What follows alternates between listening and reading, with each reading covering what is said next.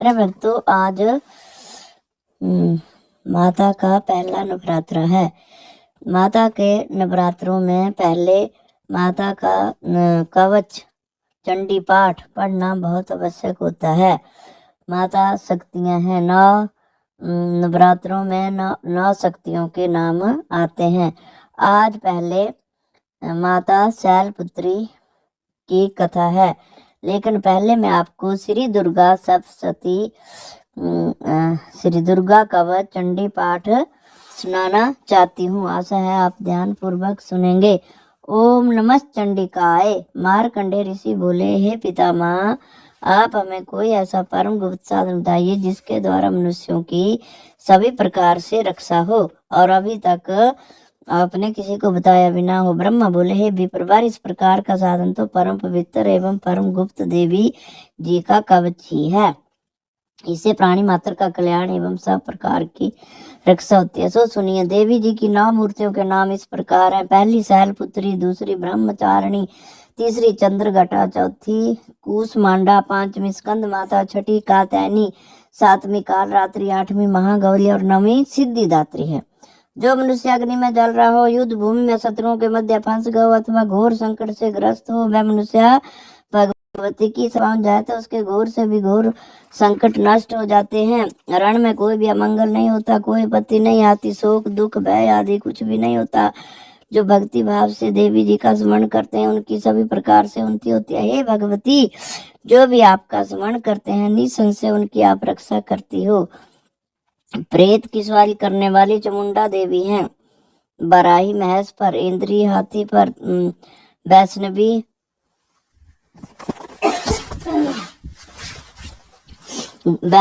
गरुड़ पर, महेश्वरी बैल पर, कुमारी मोर पर और लक्ष्मी देवी कमल के आसन पर विराजमान है। श्वेत रूप धारण करने वाली वृषभ के भान वाली ईश्वरी देवी, हंस पर चढ़ी हुई सभी आभूषणों से भूषित ब्रह्मी देवी हैं। इस प्रकार अनेक प्रकार के रत्नों से भूषित सभी योग शक्तियों से सुंकते सब माता हैं। सभी देवियां क्रोधयुक्त रथों पर सवार होकर दर्शन देती हैं। शंख चक्र गदा शक्ति हल मूसल खेटक तोमर परशुपाश कुंत त्रिशूल उत्तम सारंग धनुष इत्यादि अस्त्र शस्त्र दैत्यों के शरीर नाश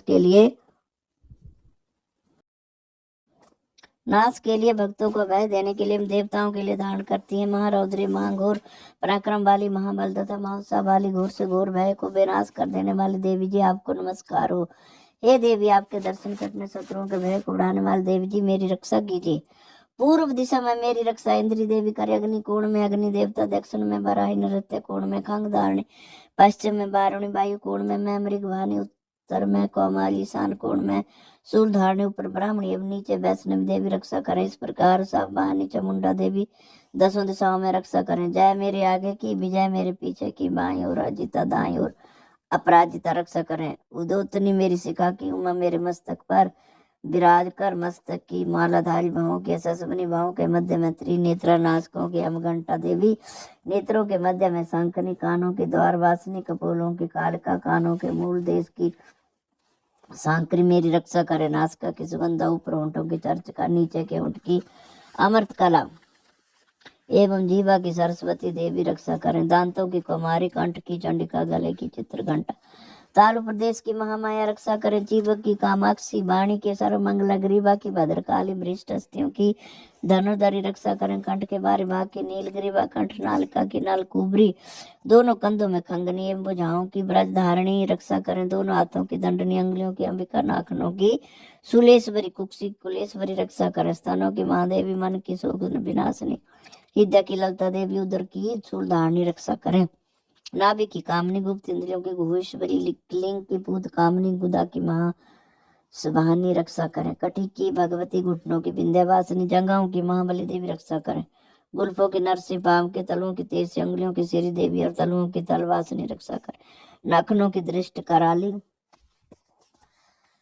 केसों की उर्क केसनी, केसों की उर्क केसनी, रोम छिद्रों की कौबेरी बगेश्वरी रक्षा करे। रक्त मंजा बसा मांस अस्थियों, मेद्य की पार्वती, आंतरियों की काल पित्र रात्रि, पित्त की मुकुटेश्वरी रक्षा करे। पद्म कोश की पद्मावती, कप की चूड़ामणि, नाखनों की सभी संधियों के विद्या देवी रक्षा करें। ब्राह्मणी आप मेरे वीर्य की रक्षा करें। छाया की क्षत्रिय सूर्य अनुमान बुद्धि अहंकार की रक्षा करें। प्राणों के कल्याण शुभ ना और शब्द स्पर्श रूप रस गंध इन 5 इंद्रियों की योग निषत व्रतम की नारायणी सर्वदा रक्षा करें। आयु की भराई धर्म की वैष्णवी सेव कीर्ति की लक्ष्मी तथा धन विद्या की चक्रणी रक्षा करें। इंद्राणी मेरे गोत्र की चंडिका मेरे पशुओं की महालक्ष्मी मेरे पुत्रों की व लड़कियों की भैरवी भार्य की रक्षा करें। मेरे पथ की सुपथा मार्ग की क्षेम संकरी महालक्ष्मी सभी दिशाओं में स्थित होकर विजय मेरी रक्षा करें। और जो भी स्थान कवच में नहीं आए और जो रक्षित है उन स्थानों की पापनाशनी जयंती देवी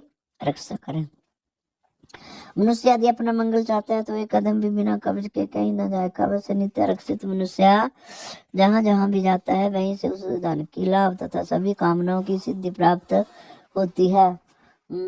सिद्धि प्राप्त होती है। पृथ्वी पर उस पुरुष को ऐश्वर्य एवं अतुल संपत्ति प्राप्त होती है। वह मनुष्य निर्बल हो जाता है। युद्ध भूमि में कोई भी उसे नहीं जीत सकता था। वह त्रिलोकी भर में यह देवी कवच देवताओं को भी दुर्लभ है। उसको अत्यंत श्रद्धा के साथ सावधान होकर जो तीनों संध्याओं में नित्य पढ़ लेता है उसे देवी कला प्राप्त होती है। कोई भी उसे तीनों लोकों में प्राप्त नहीं कर सकता। उसे अकाल मृत्यु नहीं आती। वह 100 वर्ष से अधिक आयु पाता है। लूला चेचक कोढ़ आदि व्याधियां नष्ट हो जाती हैं। जंगम तथा कृतम विष सभी विष निवृत्त हो जाते हैं। माण मोहन आदि सभी प्रकार के अविचार योग तथा मंत्र तंत्र को अमृत पुरुष को देखते ही निवृत्त हो जाते हैं। भूचर नभचर तथा जलचर नीची श्रेणी के देवता जन्म के साथ पैदा हुए देवता कुल देवता गंडमाला डाकनी शाकनी अंतरिक्ष में विचरण करने वाली घोर डाकनिया ग्रह भूत पिशाच यक्ष गंधर्व राक्षस ब्रह्म राक्षस बेताल कूष्मांड भैरवादी जिस मनुष्य के हृदय में कवच का निवास उस पुरुष को देखते हैं सभी नष्ट हो जाते हैं।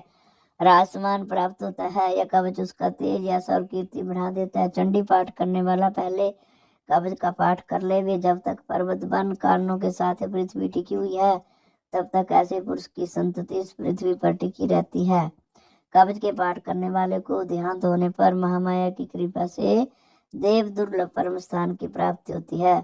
सुंदर रूप को पाकर वह सदाशिव के साथ आनंद पाता है। देवी कवच समाप्तम।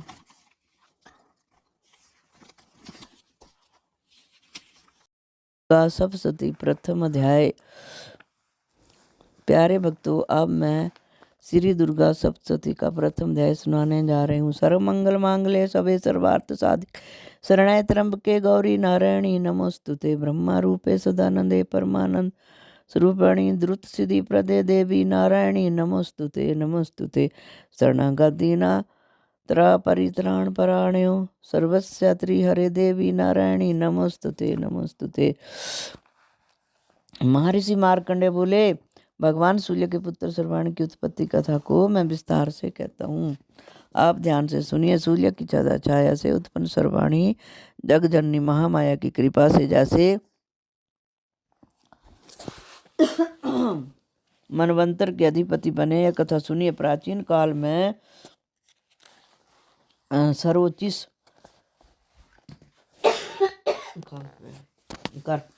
मनवंतर में चैत्र। प्यारे भक्तों, अब मैं आपको श्री दुर्गा सप्तशती का प्रथम अध्याय सुनाने जा रही हूँ। सर्वमंगल मांगल्ये शिवे सर्वार्थ साधिके शरण्ये त्र्यंबके गौरी नारायणी नमस्तुते नमस्तुते। ब्रह्मा रूपे सदानंदे परमानंद स्वरूपिणी द्रुत सिद्धि व्रते देवी नारायणी नमस्तुते नमस्तुते। शरणागतिना परित्राण पाराण्यो सर्वस्य त्रिहरे देवी नारायणी नमोस्तुते नमोस्तुते। ऋषि मार्कंडेय जी बोले, भगवान सूर्य के पुत्र सर्वाणी की उत्पत्ति की कथा को मैं विस्तार से कहता हूँ, आप ध्यान से सुनिए। सूर्य की छाया से उत्पन्न सर्वाणी जगजननी महामाया की कृपा से जैसे मनवंतर के अधिपति बने, वह कथा सुनिए। प्राचीन काल में सरोचिस मनवंतर में चैत्रवंशी राजा हुए। सुर समस्त पृथ्वी के चक्रवर्ती राजा हुए।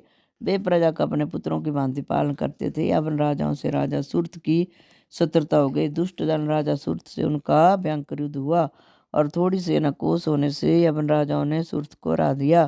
तदंतर राजा अपने नगर में राज्य करने लगा तो भी अन्य शत्रु राजाओं ने राजा सुर्त पर चढ़ाई कर दी और नगर में भी दुराचारी मंत्रियों ने राजा का कोष, सैन्य और समस्त वस्तुएं छीन ली तथा राजा सुरथ हार कर अकेला ही घोड़े पर सवार उस कार खेलने के बहाने घोर जंगल में चला गया। वहाँ महर्षि मेधा का सुंदर आश्रम देखा, जो हिंसक सिंह आदि पशुओं तथा शिष्यों और मुनियों से शोभित था। वहाँ बैठे महर्षि मेधा को राजा सूर्य ने नमस्कार किया, से उचित स्तकार पाकर कुछ समय इधर उधर फिरता हुआ उसी आश्रम में रहा। कुछ काल के बाद फिर वह अपने राज्य तथा प्रजा की चिंता से विचरने लगा कि जिस राज्य को मेरे पूर्वजों ने भली भांति चलाया और प्रजा का पालन किया, वे आज मुझसे चला गया। वे दुष्ट मंत्री राज्य का पालन धर्म नीति के अनुसार कर रहे होंगे या नहीं। मेरा मुख्य हाथी भी दुश्मनों के बस में हो गया होगा, ना जाने क्या क्या कष्ट भोगता होगा। जो आज्ञाकारी नौकर नित्य प्रसन्नता से धन और भोजन प्राप्त करते थे, अब उन दुष्ट राजाओं के आश्रम में रहकर कष्ट पाते होंगे। मंत्री राजा के धन को कुमार्ग में व्यर्थ व्यय करते होंगे। जो धन मेरे पूर्वजों ने बड़े कष्ट से संग्रह किया था, सो नष्ट हो गया होगा। इस प्रकार राजा राज्य की सभी बातों की चिंता करने लगा।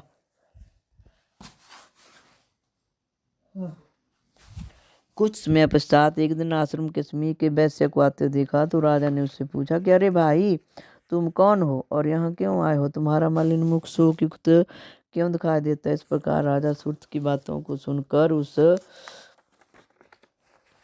समाधि नाम के वैश्य ने राजा सूर्य से कहा कि राजन, मैं समाधि नाम का वैश्य हूँ। मेरा जन्म धनवान कुल में हुआ। मेरे दुष्ट स्त्री पुत्र आदि ने मुझे धन के लोभ से घर से निकाल दिया, मेरा धन छीन लिया और मैं धन स्त्री पुत्र से रहता हूँ। अब मैं अकेला दुखी होकर इस वन में आया हूँ। मुझे अपनी स्त्री तथा बंधुओं को कुछ भी पता नहीं। मैं यहाँ रहने के कारण अपनी स्त्री पुत्र तथा स्वजनों की परिस्थिति को नहीं जानता कि वे इस समय अपने स्थान पर सुखी हैं या दुखी।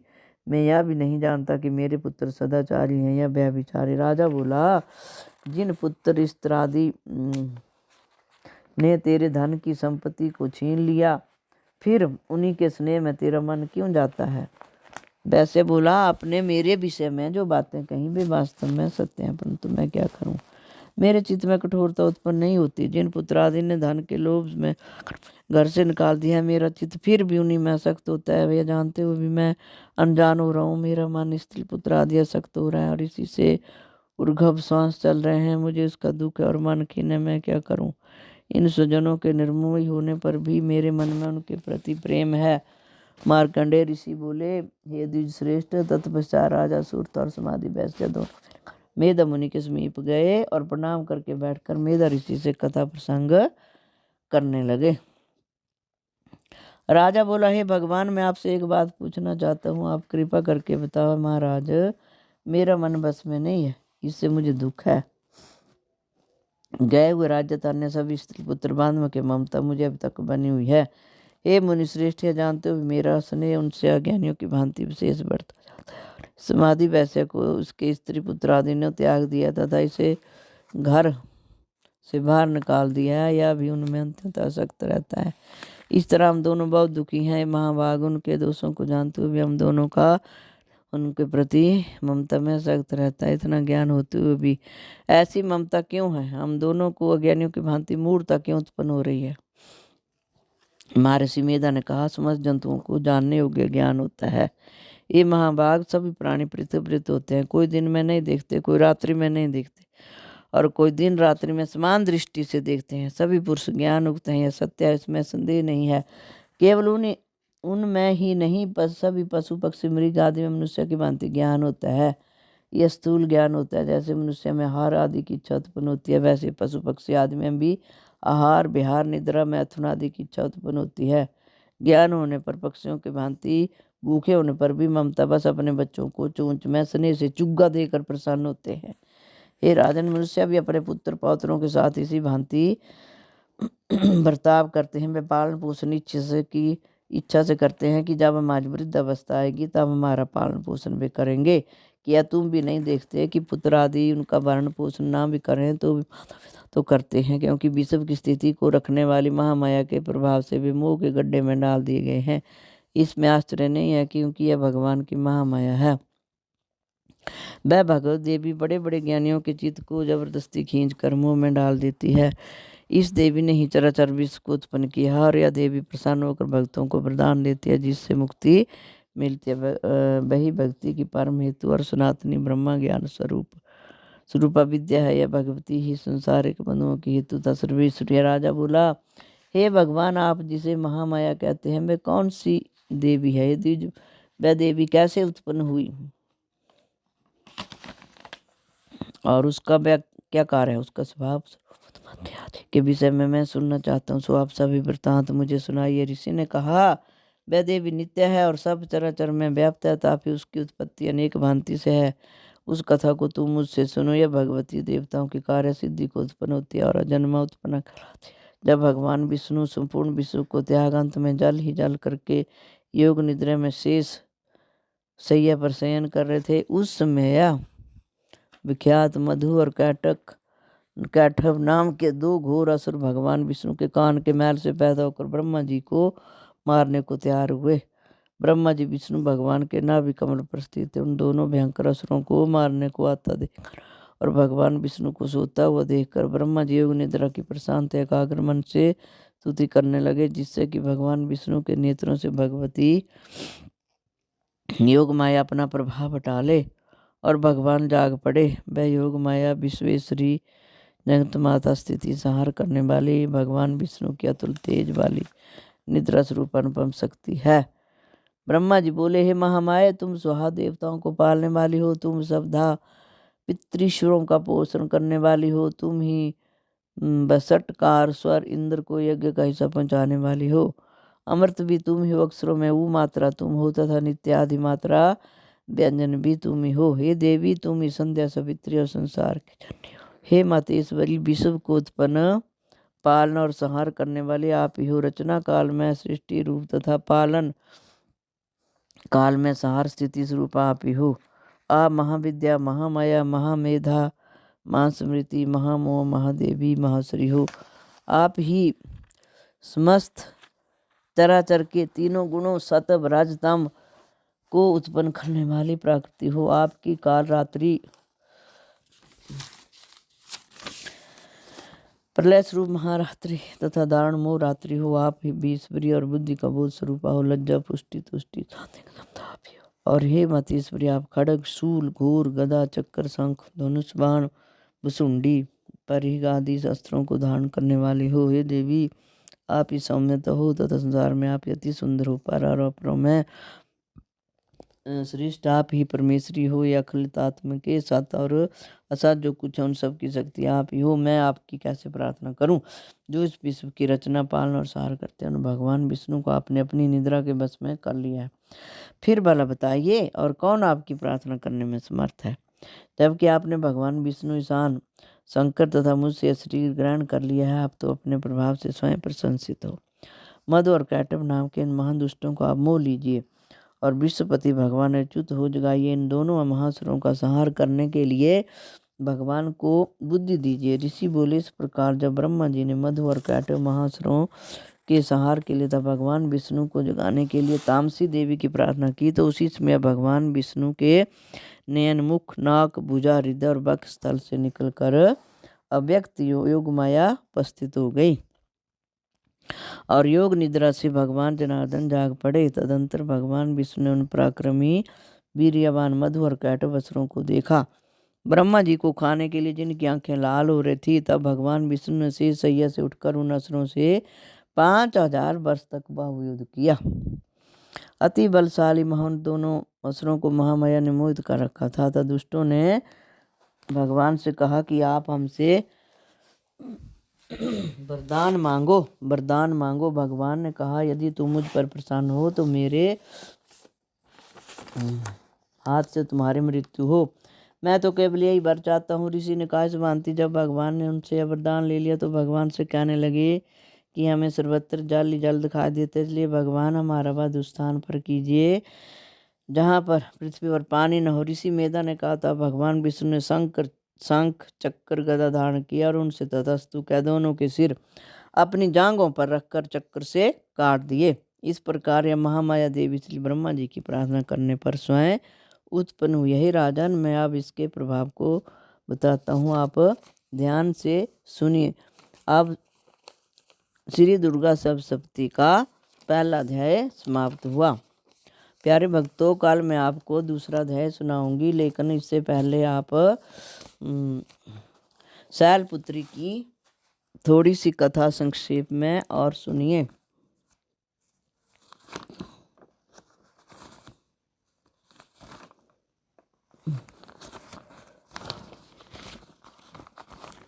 माँ शैलपुत्री।